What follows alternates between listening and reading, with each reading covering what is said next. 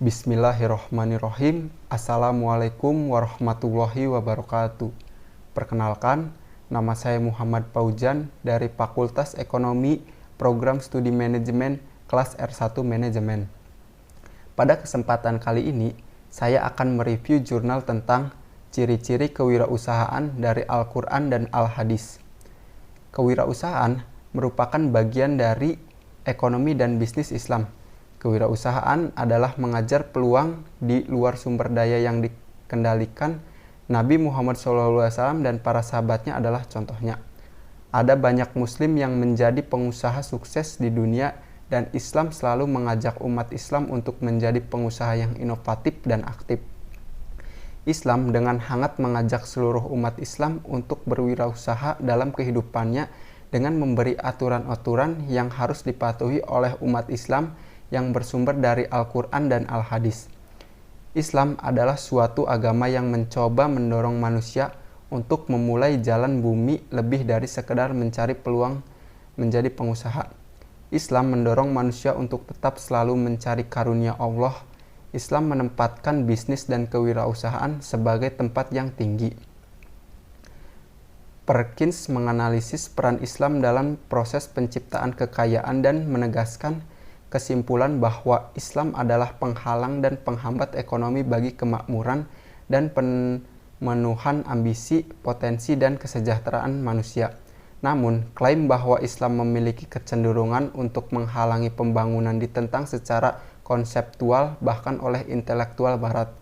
Sejumlah pemikir Barat selain cendekiawan Muslim telah mengakui sifat progresif Islam dan mengakui sikap positifnya terhadap kemakmuran dan keinginan untuk terlibat dalam kegiatan wirausaha yang produktif. LP Dana menegaskan bahwa agama itu netral dan tidak mempromosikan atau melarang kewirausahaan, tetapi banyak pembangunan melalui insentif swasta dan pada kenyataannya mengizinkan atau mendorong kewirausahaan. Kewirausahaan Islam.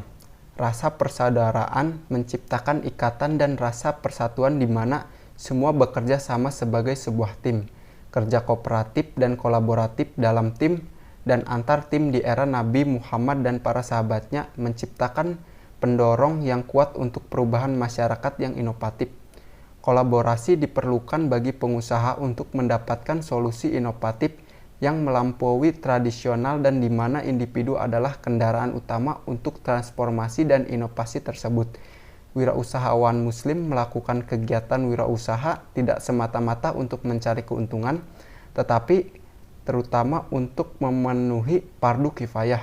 Firman Allah dalam surat Al-Hujurat ayat 22 mengatakan, orang-orang mukmin itu tidak lain adalah bersaudara. Maka berdamailah di antara saudara-saudaramu dan bertakwalah kepada Allah agar kamu mendapatkan rahmat. Karakteristik Muslim. Yang pertama, takwa sebagai kerangka. Pengusaha Muslim yang sukses harus memiliki iman dalam artian takwa. Dalam Quran surat Al-Saf ayat 10-11 mengatakan, wahai orang-orang yang beriman, apakah aku akan memberimu petunjuk kepada suatu transaksi yang akan menyelamatkanmu dari siksa yang pedih, yaitu kamu beriman kepada Allah dan Rasul-Nya dan berjihad di jalan Allah dengan harta dan jiwamu, yang demikian itu lebih baik bagimu jika kamu mengetahui. Melalui ketetapan ini, seorang wirausahawan harus beriman kepada Allah dan berjuang dalam pencarian kekayaan untuk meningkatkan dirinya dan berjuang dalam mencari kekayaan untuk meningkatkan dirinya dan melakukan semua ajaran Allah Nabi. Pengusaha yang sukses adalah ketika ia memiliki takwa kepada Allah dan kebesaran iman melalui mendapatkan banyak keuntungan dari kegiatan kewirausahaan. Yang kedua, halal sebagai prioritas utama. Ditambahkan ke takwa adalah konsep halal yang dapat diterjemahkan sebagai diterima oleh agama, dapat mencegah pengusaha Muslim untuk menjual alkohol dan babi yang dianggap haram. Allah berfirman dalam Quran surat Al-Maidah ayat 88, dan makanlah makanan yang halal lagi baik dari apa yang Allah rezekikan kepadamu, dan bertakwalah kepada Allah yang kamu beriman kepadanya. Menghasilkan kehidupan yang halal dapat dipertahankan melalui keterlibatan dalam kegiatan produktif yaitu bekerja untuk orang lain dan berwirausaha dan mempekerjakan orang lain. Allah berfirman dalam surat Al-Baqarah ayat 168, "Wahai orang-orang, makanlah apa yang ada di bumi yang halal lagi baik, dan janganlah kamu mengikuti jejak si jahat, karena dialah bagimu musuh yang nyata."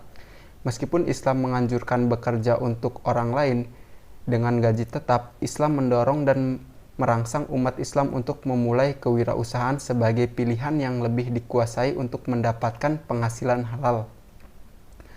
Yang ketiga, jangan sia-siakan. Islam menganjurkan manusia untuk menikmati nikmat hidup tanpa sampah. Allah berfirman dalam surat Al-A'raf ayat 31, "Wahai anak-anak Adam, makan dan minumlah tetapi janganlah boros, karena Allah tidak menyukai orang-orang yang menyia-nyiakan." Yang keempat, ibadah kepada Allah adalah prioritas. Sadek menunjukkan bahwa kewirausahaan dalam Islam sangat dihargai, dan dengan tegas berpendapat bahwa Islam tidak hanya memberikan insentif tetapi juga kerangka kerja yang kondusif untuk mengembangkan ekonomi dan berkewirausahaan. Dan ketika selesai sholat, bubarlah di dunia dan carilah karunia Allah. Quran Surat Al-Jumu'ah ayat 10. Yang kelima, mempraktikkan nilai moral yang tinggi. Al-Quran dan Al-Hadis, Nabi Muhammad SAW secara eksplisit memuji kewirausahaan dan memuji aktivitas moral kewirausahaan seperti penghapusan riba. Tetapi Allah telah menghalalkan jual beli teluk dan mengharamkan riba. Quran Surat Al-Baqarah ayat 275. Yang keenam, dapat dipercaya. Transaksi ekonomi jual beli mencari untung menyiratkan adanya pengusaha. Abu Said melaporkan bahwa Nabi bersabda, "Pedagang yang jujur dan terpercaya akan dibangkitkan bersama para nabi, orang-orang sidik dan para syuhada." Hadis riwayat Tirmizi. Yang ketujuh, kepedulian terhadap kesejahteraan. Sistem kesejahteraan sosial Islam atau zakat, di mana setiap orang diwajibkan untuk memberikan persentase kelebihan barang mereka kepada masyarakat, hanyalah salah satu contoh belas kasihan antar anggota masyarakat. Allah berfirman dalam surat Al-Hajj ayat 77, "Hai orang-orang yang beriman, rukuklah kamu, sujudlah kamu, sembahlah Tuhanmu, dan buatlah kebaikan supaya kamu mendapatkan kemenangan." Yang kedelapan, berpengetahuan. Ayat-ayat Al-Quran pertama mengungkapkan kepada Nabi Muhammad, "Bacalah dengan menyebut nama Tuhan yang menciptakan. Dia telah menciptakan manusia dari segumpal darah. Bacalah dan Tuhanmulah yang maha mulia, yang mengajar manusia dengan pena. Dia mengajarkan manusia apa yang tidak diketahuinya." Quran Surat Al-Alaq ayat 1-5. Yang kesembilan, peduli masyarakat dan lingkungan. Dalam Islam, lingkungan dan hewan adalah suci dan berharga. Allah berfirman dalam surat Al-Qasyah ayat 77, "Dan carilah pahala negeri akhirat dengan apa yang telah dianugerahkan Allah kepadamu, tetapi janganlah kamu melupakan bagianmu di dunia dan bertaubatlah kepada orang lain sebagaimana Allah telah berbuat baik kepadamu.